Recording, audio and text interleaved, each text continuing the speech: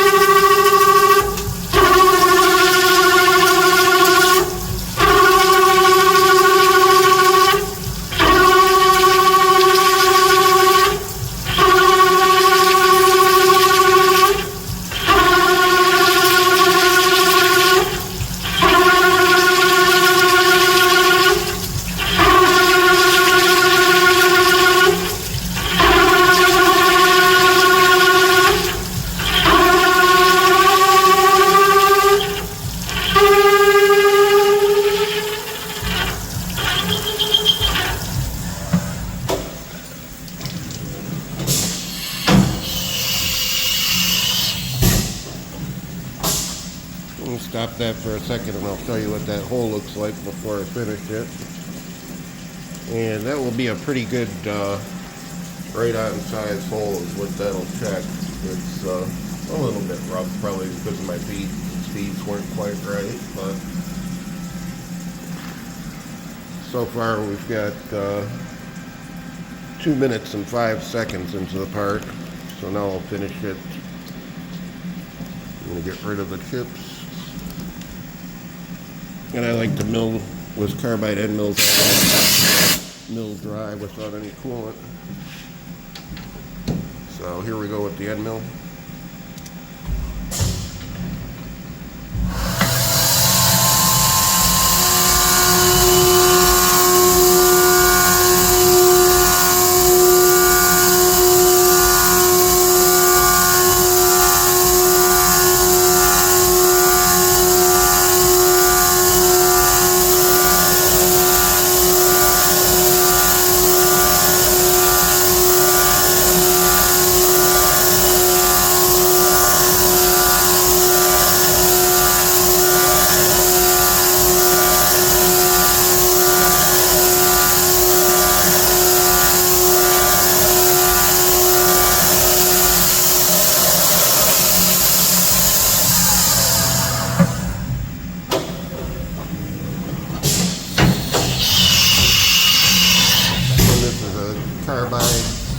1/16 radius tool.